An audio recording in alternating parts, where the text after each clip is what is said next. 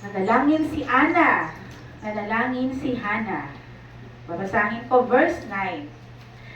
Minsan, matapos silang kumain sa Shilo, malungkot na pumunta si Ana at nanalangin sa bahay ni Yahweh. Anong ginawa ni Hana? Anong ginawa ni Ana? Saan siya pumunta? Sa bahay ni Yahweh. Siya ba ay masaya? Malungkot. Kayo ba kapag pumupunta sa bahay ni Yahweh, kayo ba ay masaya o malungkot? Saya. Masaya! Di ba? Dahil ito yung day na ikaw ay mag-worship kay Lord. So dapat masaya ang puso. Sa aking pagkapatuloy, nagkataong nakaupo sa may pintuan ng bahay ni Yahweh ang paring si Eli. Buong pait na lumuluha si Ana at taimtim na nananalangin kay Yahweh. Ang katindi. Buong pait, ibig sabihin, napakabigat ng kanyang mukha, napakabigat ng kanyang puso. Diba sabi ng salita ng Diyos, sabi ng Bible, buong pait na lumuluha si Ana at taimtim na nananalangin kay Yahweh. Ganito ang kanyang panalangin. Yahweh, Diyos na makapangyarihan sa lahat, kung papakinggan ninyo ang inyong abang lingkod at inyo pong kakahabagan, kung hindi ninyo ako pababayaan, sa halip ay pagkakalooban ng isang anak na lalaki, ihahandog ko siya sa inyo at habang buhay na siya'y nakalaan sa inyo. Hindi ko ipapuputol ang kanyang buhok. So yan ang panalangin ng isang nanay na humihingi ng answered prayer kay Lord. Habang nananalangin si Ana, ang bibig niya'y pinagmamasdan ni Eli. Gumagalaw ang kanyang mga labi, ngunit hindi naririnig ang kanyang tinig, sapagkat siya'y nananalangin lamang sa sarili. So si Ana, habang siya ay nag-pray sa Diyos, nakikita ni Eli na ang bibig ni Ana, maaaring siya ay nakataas ang noo at nananalangin sa Diyos. Pero hindi siya maingay yung, Lord, tulungan mo ako, wala ba akong anak? Hindi siya ganun nananalangin. Kung hindi, mula sa kanyang puso, sinasabi niya o binabanggit niya ang mga salita, yun lang sa kanyang kaisipan. Ang bibig niya lang ang nagsasalita. Amen?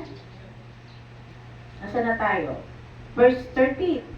Gumagalaw ang kanyang mga labi, ngunit hindi naririnig ang kanyang tinig, sapagkat siya'y nananalangin lamang sa sarili. Dahil dito, inakala ni Eli na siya'y lasing. Sabi ng paring Eli, lasing yata itong si Ana. Kaya lumapit ito at sinabi sa kanya, tama na yung paglalasing mo.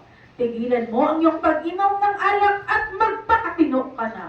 Aba, katindi pala. Pinagalitan pa siya ngayon na ni Eli. Hindi po ako lasing. Sumagot si Ana. Hindi po ako tumitikim ng alak. Ang damdamin ko po ay naghihirap. At idinudulog ko kay Yahweh ang aking kalagayan. At hindi ng pinagdadaanan ni Ana. Diba sabi ng verse, nung binasa natin kanina, verse 10, buong pait. Kayo ba? Nakaranas na ba ng ganon? Buong pait, ibig sabihin, gano'n na lang katindi ang kanyang, yung dala-dala ng kanyang puso, yung bigat, yung sakit, yung panlalait. Kasi sa panahon nila, kapag ang isang nanay, ang isang mother, ay hindi makakapag-produce ng anak, makapagbigay ng anak sa asawa, or barren, pinipersecute siya sa society. Ganon katindi sa panahonan nila. Sinusumpa. Ganon ang kanilang nararanasan at nararanasan ni Ana yun. Verse 16. Huwag po sana ninyong isipin na ang inyong lingkod ay masamang babae. Ipinapahayag ko lamang ang matinding paghihirap ng aking damdamin. So sinasabi ni Ana, hindi po ako lasing. Pastor, hindi po ako lasing. Meron lang akong matinding kahirapan. Meron lang akong matinding hamon sa buhay na sinasabi ko sa Panginoon. Yun ang gustong iparating ni Ana.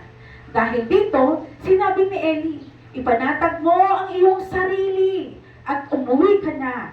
Ang Diyos ng Israel ang tutugon sa inyong kahilingan. Amen? Sumagot si Ana, magkatotoo po ang sana, magkatotoo po sana ang inyong sinabi tungkol sa akin. Pagkasabi niyon, bumalik sa kanilang tinutuluyan at kumain. Wala na ang bigat ng kanyang kalooban. Amen? Dahil sa sinabi ng paring Eli sa kanya, ang puso ni Ana na punong pait, puro bigat, nag-prophesy si Eli sa kanya. Huwag ka nang malungkot, Ana, dahil ang iyong panalangin tutugunin ng Diyos. Amen? Huwag ka nang malungkot, nanay. Huwag kang malungkot, Ate Roxanne. Ang iyong panalangin ay tutugunin ng Diyos. Huwag kang malungkot, Kuya Rolly. Ang iyong panalangin ay tutugunin ng Diyos. Alam niyo ba si Hannah or si Ana, she was the first wife of Elkanah. So si Elkanah, kung mababasa niyo po sa buong book ni Samuel, si Elkanah ay may dalawang asawa. So una si Hannah, at yung pangalawa ay sino ang pangalawa? Si Penina. So sa Bible, hindi po ina-allowed. Ayaw talaga ng Diyos na maraming asawa. Pero sabi ng Judges, they do what is right in their own eyes. Kaya ang Diyos galit din kaya sa panahon yung mga Bible saints na kilala natin, like si Abraham, diba? Meron siyang pangalawang asawa. So ang Diyos galit din sa mga maraming asawa. Yan, diba? Because Hannah, she was barren, hindi siya mabuntis. So, nilalait siya, kinukutya siya, pinipersecute siya. Ganun ang nararanasan ni Ana. So, dahil sa kabigatan na daladala araw-araw ni Hannah, kanino siya lumapit? Lumapit ba siya sa doktor? Lumapit ba siya sa tao? Lumapit siya sa Diyos na nagbigay ng buhay sa kanya. At siya ay nanalangin. Ang iyong panalangin na yun, lahat ng kabigatan na mula sa kanyang puso, ibinulog niya sa Diyos. Dahil naniniwala siya, ang Diyos ang aking kakampi. Ang Diyos ay malaki. Ang Diyos ay hindi maliit at kaya niyang ibigay ang ating panalangin. So, yung design ni Hannah na magkaroon ng anak ay talagang isinuko niya sa Panginoon. Amen? Ganon siya naniwala na nalig sa Diyos. Amen? So si Hannah, kung mapapansin ninyo, dumating siya talaga sa paghihintay.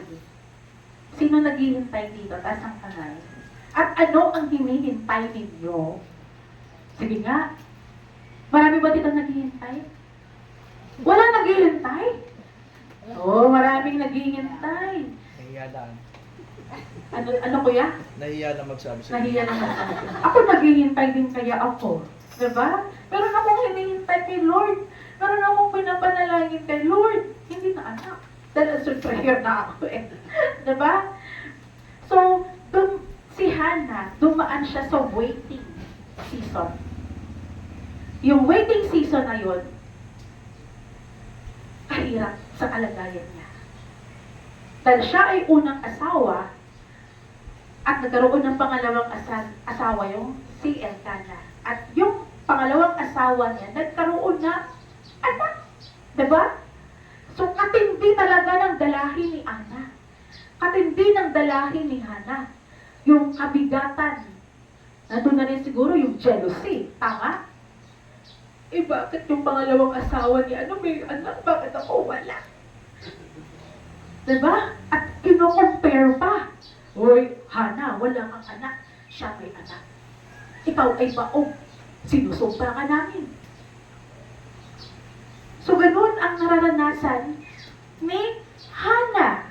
Lahat ng pain, lahat ng kasakit, lahat ng sakit, lahat ng rejection, lahat ng disappointment. Pero dito natin nakita, yet, Hana was remained faithful to God. Amen? Amen. So what is inside the heart of Anna during the waiting time? Ano yung nasa puso ni Hana? So una-una, she was very desperated. She was very desperated. Diba? Kaya sabi ng binasa natin kanina sa 1 Samuel, buong pait. Sino nakakain ng ampalaya? Mapait, diba ang ampalaya? Yung mukha pa lang ng ampalaya, mapait na rin tingnan eh. Ganon ang nararanasan ni Hana. Sobrang pait ng kanyang nararanasan araw-araw. She was very desperated to have a son. Because of her desperation, she cried out to God. She cried out to God. Umiyak siya. Umiyak siya nang umiyak sa Diyos. Pumunta siya sa tahanan ng Diyos. Panginoon, tulungan mo ako. Hindi ko kaya ng sariling lakas ito. Kailangan kita. So there is a divine intervention. Merong ginawa ang Diyos sa buhay ni Hana. And because of that, yung naranasan ni Hana na waiting time, there is an extreme moment. Talagang hindi mo maintindihan. Alam niyo ba? Why? Dahil nakaka-relate ako sa buhay ni Hana. Nakaka-relate ako. Before Benjamin born, bago ako nagbuntis kay Benjamin, ang dami kong naranasan. 2019, nung kami kinasal ni Pastor Mark, so we keep on praying because wala na ako sa kalendaryo. Sister, 33 na ako kinasal. So, out na. Wala na sa kalendaryo. Lord, 33 na ako. Diba? Si Benjamin pinanganak, 36 na ako. So, during that waiting season, from 33 to 36, so almost 3 years. Tama? 3 years. In that moment, alam niyo ba, kung ano yung pinanalangin ni Hana, ganyan din ang aking pinanalangin.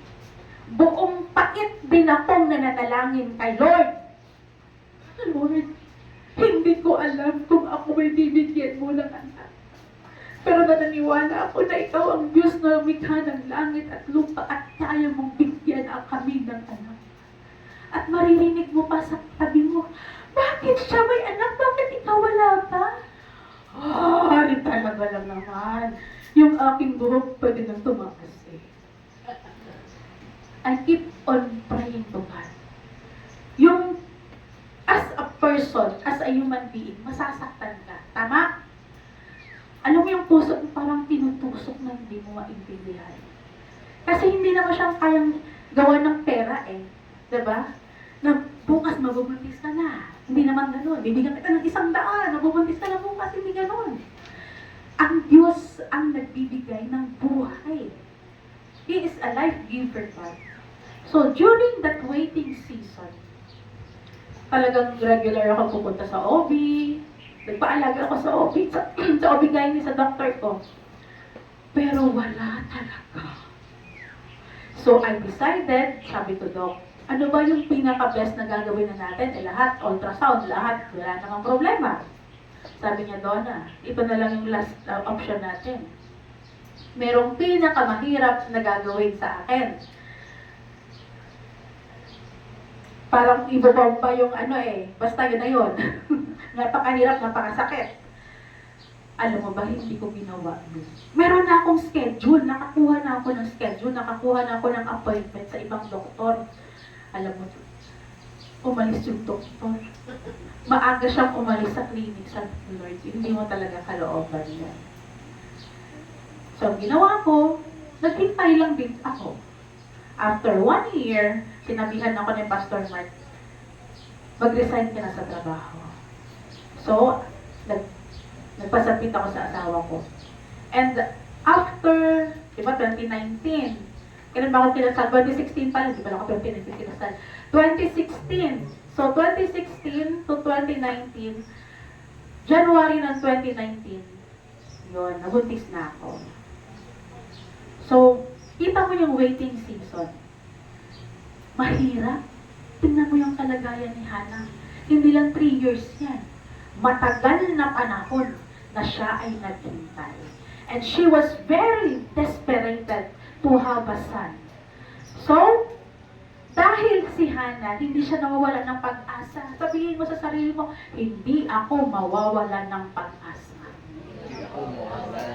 Amen? Hindi nawala ng pag-asa si Hannah. Why? Because she has a deeper encounter with the Lord.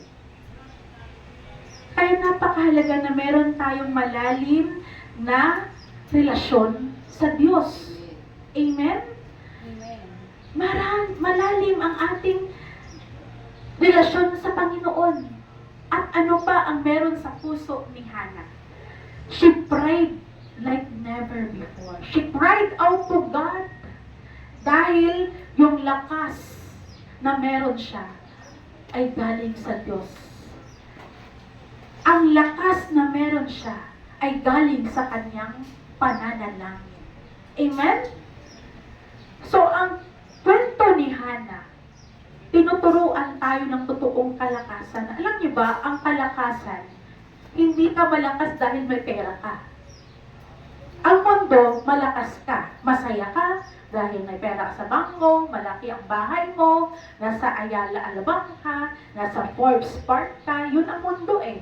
Marami kang sasakyan, may Tesla, may BMW, whatsoever. Diba? Yun ang mundo.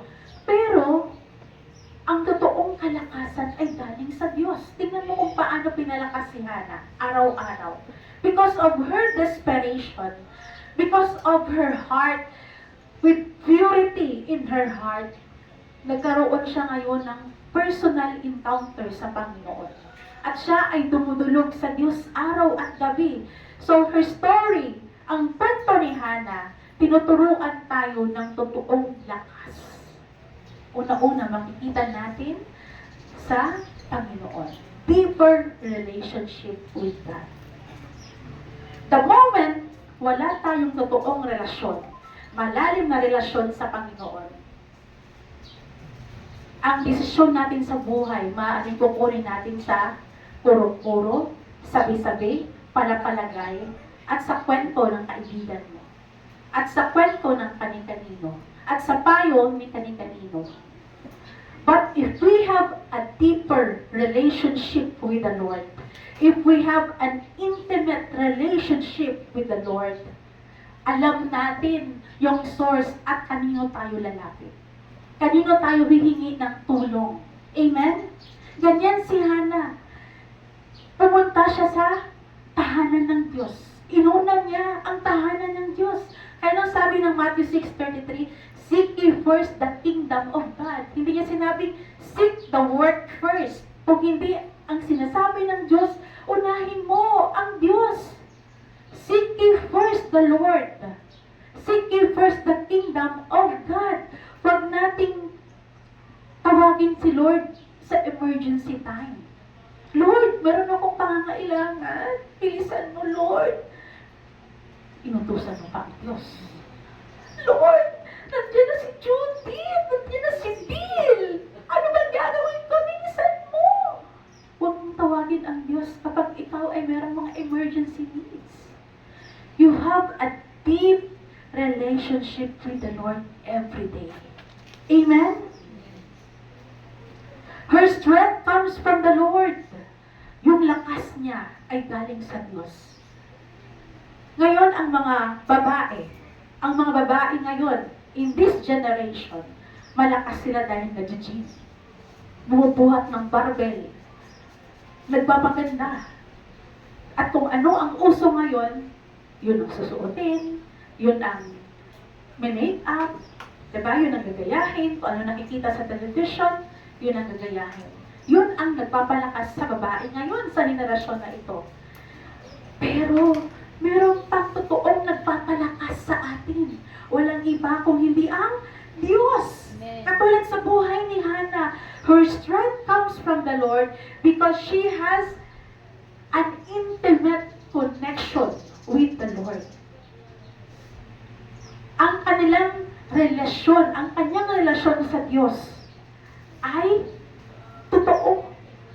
Walang halong biro. Totoo ang kanyang pakikipag-niig sa Panginoon. Sabi ng Psalms 34 verse 18, "The Lord is close to the brokenhearted and save those who are crushed in spirit." So, ibig sabihin, ang Diyos, nakikita niya kung ikaw ay may pinagdadaanan. Kung ikaw ay broken-hearted. Kung ikaw ay down na down. Nakikita ng Diyos yan dahil hindi naman natutulog ang Diyos. Amen. Siya ay gising araw at gabi at nakatungkay siya sa iyo. Alam ng Diyos ang iniisip mo. Alam ng Diyos ang ginagawa mo. Alam ng Diyos na ikaw ay merong dalahin sa buhay. Amen. And what's next? Number 2, Hannah, trusting God while waiting. Sabi ko sa inyo kanina, waiting is very a crucial time. Kapag naghihintay ka, for example, meron kang kausap na isang kaibigan. At ang sabi ng kaibigan mo, magkikita tayo from 1 to 4 p.m. Hindi niya sinabi yung exact time. Yun ang talagang, di ba? Ang saya nun, 1 to 4. Anong oras kaya siya darating? Eh, syempre, dahil American time ka, maagap ka, nandun ka na 12:30. So, nandun yung waiting period mo from 1 to 4 p.m. So, while you're waiting, anong gagawin mo? Diba? Pero din kay Hannah. Waiting is the process of God where you will be tested to go on to continue of God's plan or not. So, sa buhay natin, yung waiting season na yan, it's very crucial. Why? Bakit ko nasabing crucial? Kasi ang waiting season na yan, proseso ng Diyos yan. Proseso ng Diyos yan. Ang proseso ng Diyos, itetest kung ano ang meron ka. What is inside of your heart? Diba? Katulad sa atin, ang ating satellite church dito sa Lipa ay magti 3 years na. So, nung nagsimula tayo from St. Vincent, sino yung mga nadala natin sa St. Vincent? Yan, si Ate Roxanne, nandito ngayon. Si Gigi. So, yung waiting season na yun, that we are keep on praying, Lord, bigyan mo kami ng lupa. Bigyan mo kami ng tahanan, ng building, na merong aircon, Lord, para malamig naman kami mag-worship sa'yo. Diba? Magandang lugar, Lord. So, nasa waiting season tayo ngayon. At ano ang meron tayo ngayon currently? Lord, mainit. Open air. Church without wall. So, ito yung season. Ito yung waiting season. Ano ang gagawin natin sa waiting season na yan? Nakatunganga lang ba tayo? Si Hannah ba, sa kanyang waiting season, nakatunganga lang ba siya? Meron siyang ginagawa. Yung waiting season na ibinibigay ng Diyos sa ating mga buhay, it's a process of God. Proseso ng Diyos yan. At tinitest ng Diyos kung tayo ay magpapatuloy o titigil ka na lang. Alam niyo ba sa waiting season na yan, nandyan yung matinding labanan ng puso. Maniniwala ba kayo doon? Yung waiting season na yan, it's a very challenging season na kailangang malampasan ng isang tao. Ang pag-aaral, bago ka makahanap ng trabaho, makagraduate, mag-aaral ka muna, di ba? kinder, elementary, high school, college. At kapag ikaw ay nakagraduate ng college, then makakapag-apply ka na kasi meron ka ng diploma. So yung waiting season na yan, bago ka makahanap ng tamang trabaho, hindi ka nagtunganga lang. Kung hindi ikaw ay nag-aral, nag-memorize, nagbabad, pumupunta ng school. Kasi proseso yan eh. Bilang estudyante, bago mo matanggap ang diploma mo sa college at makapagtrabaho ka. So merong ginagawa. Sa waiting season na yan, merong kang action na ginagawa. Sabihin mo sa sarili mo, a-action ako. Hindi ako pwedeng tutulog-tulog. Amen? The waiting season is a challenging season. Why? Ang unang binibuild sa waiting season, character. It's molding of character. Tinetest ng Diyos anong meron ka. Tinetest ng Diyos, mahaba ba pasensya mo? Tinetest ng Diyos, gaano ka baka masigasig. Tinetest ng Diyos, ikaw ba ay kapag binigyan ko ngayon, saan ka pumunta? Pag nagbuhos ako ng 1 milyon, malamang hindi ka makikita sa church. Malamang nandun ka sa SM, nagsha-shopping ka. Ganyan mag-test ang Diyos. Kaya may waiting season. Hindi instant agad. Dahil kapag instant agad, napapahamak ang tao. Amen. Ang gusto ng Diyos, i-mold ka. Maghintay ka. Papababain ng Diyos ang pasensya mo. Maraming ginagawa ang Diyos. Maraming ino-orchestrate ang Diyos sa buhay mo para ikaw ay mabuo at maging kagamit-gamit. For example, si Angel. Sabi ko, Angel, walang pinanganak na pianist na agad kabisado lahat ng chords from A, B, C, D. Walang ganon. Lahat yan nagsisimula exercise ng kamay. Pag nag-keyboard ka, huwag ganun. Kasi exercise lahat. Every day, kakapain mo ang tunog ng A, ng C, ng B. Lahat na kabisaduhin mo. Yung tenga mo, alam mo, ang tunog ng A, ng B, ng C. Proseso ng Diyos sa buhay mo yan. At ikaw mananalangin na, Lord, bigyan mo ako ng kapasidad, maintindihan, malakaran ang pagtutugtog ng keyboard na ito. Hindi yan magic. Dahil kapag binigay agad ng Diyos kay Angel yan, wow, glory to me. Ganyan ang Diyos.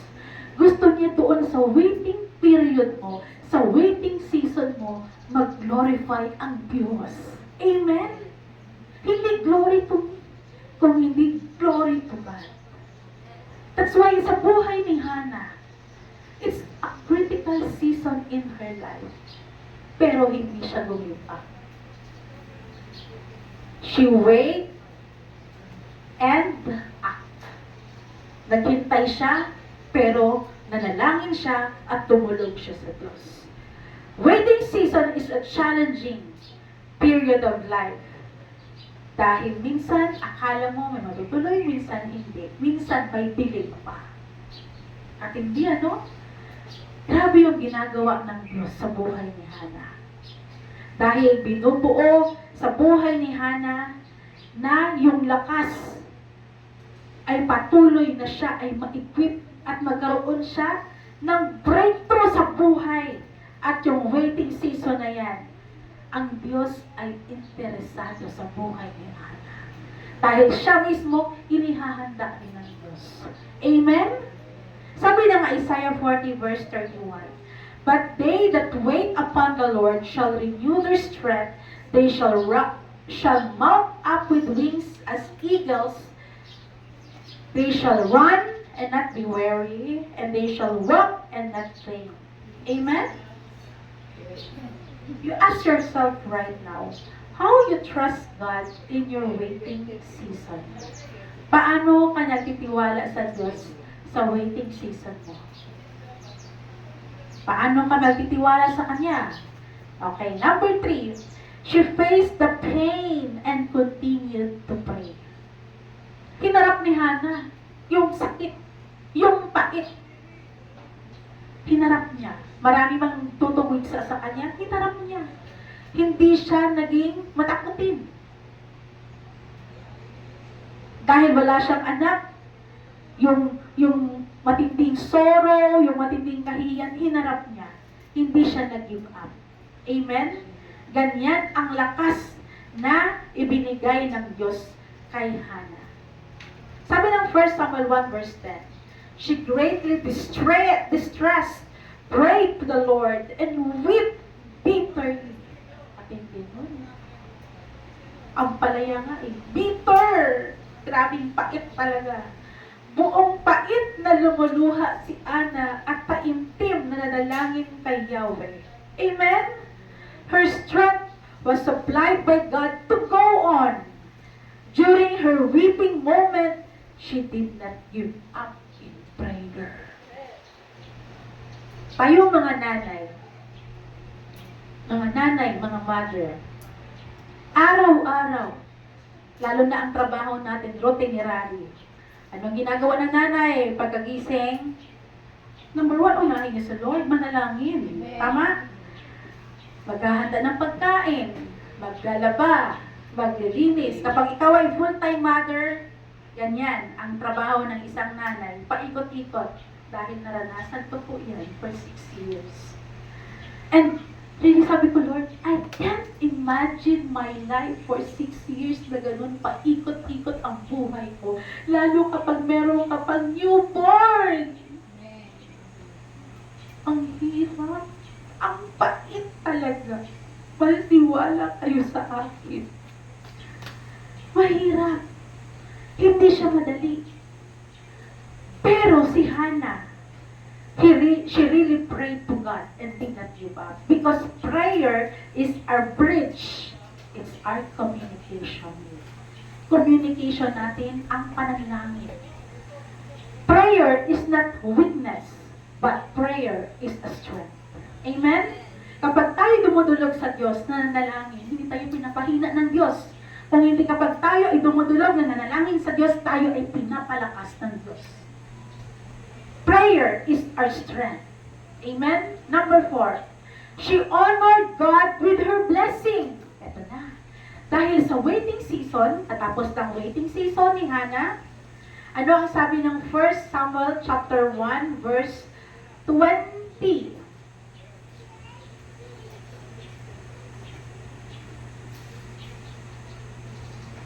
Verse 19. Kinabukasan maagang maaga silang sumamba kay Yahweh at pagkatapos ay umuwi na sa Rama. Sinipingan ni Elkanah si Ana at dininig ni Yahweh ang dalangin nito. Verse 20. Nagbuntis siya at dumating ang araw na siya'y nagkasilang ng isang sanggol na lalaki. So ano na? Answered prayer na si Hannah. Anong pinangalan nila sa anak nilang lalaki? Samuel. Ang ipinangalan niya rito sapagkat ang sabi niya, hiningi ko siya kay Yahweh. Amen?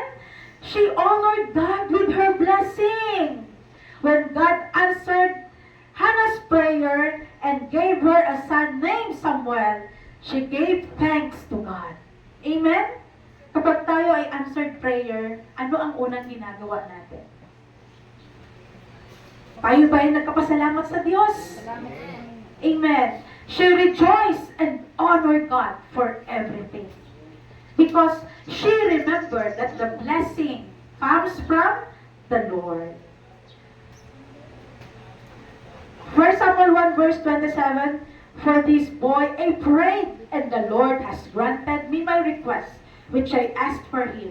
So I have also dedicated him to the Lord. As long as he lives, he is dedicated to the Lord, and he worshiped the Lord. Amen?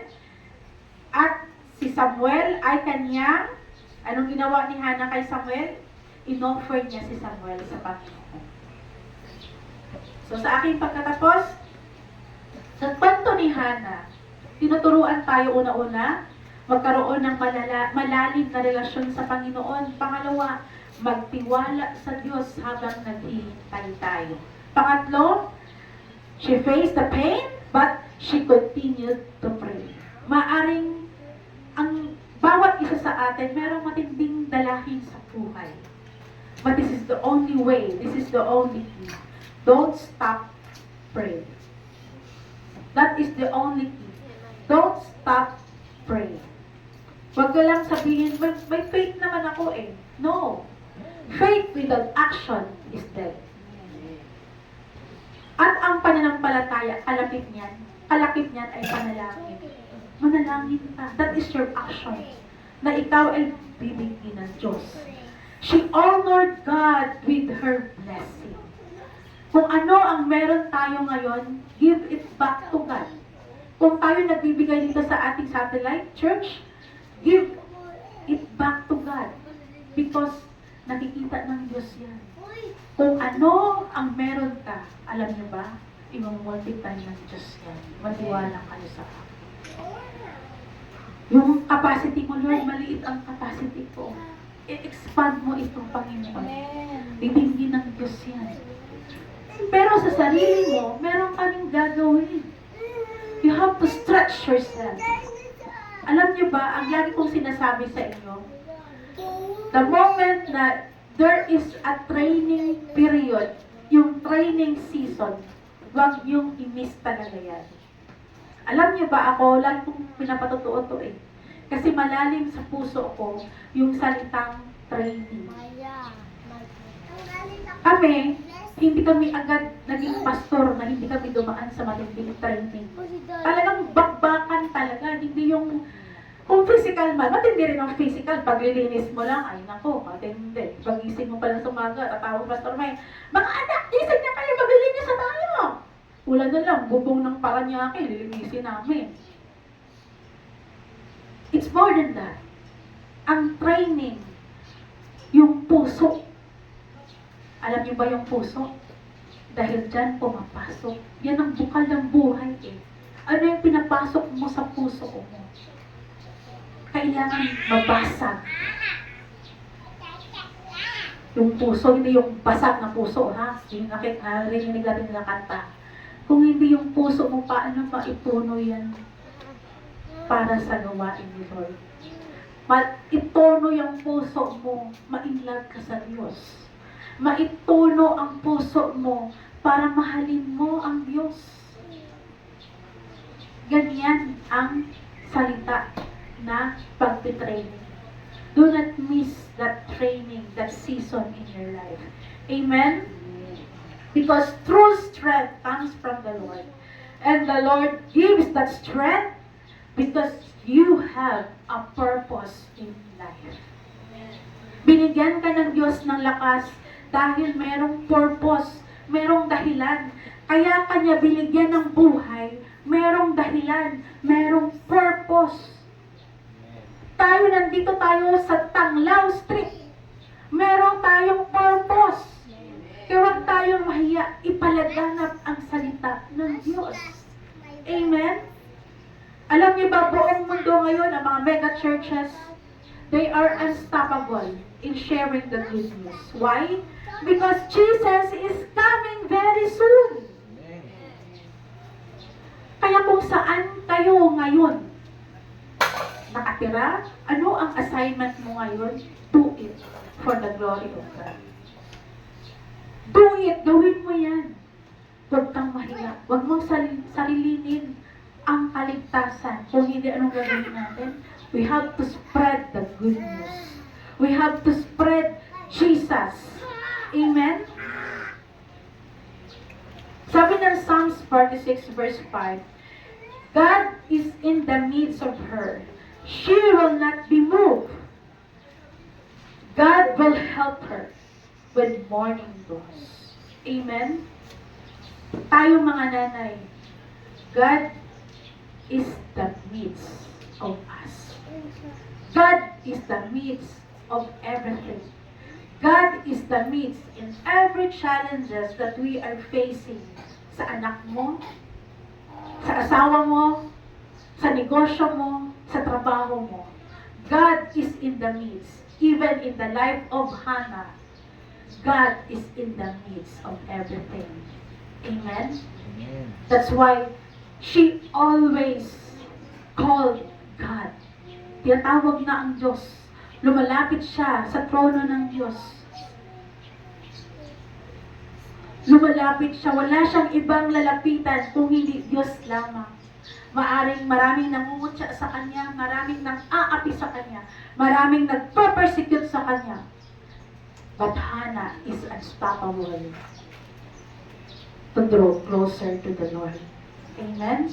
Kaya sa umagang ito, tinuturuan tayo ng Diyos kung paano tayo manampalataya katulad sa buhay ni Hannah. Kung paano tayo magtiwala. Kung ano ang ginawa ni Hannah, ganun din ang gagawin natin. Amen. Because the God that we serve, He is a perfect God. He is the creator of the heavens and the earth. Amen? Tayo po ito ngayon. Hallelujah.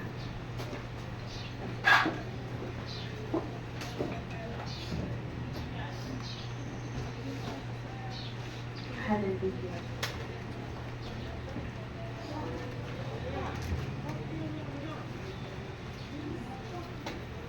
Hallelujah. Patuloy tayong magpasalamat sa Diyos. Patuloy tayong umawit sa Diyos.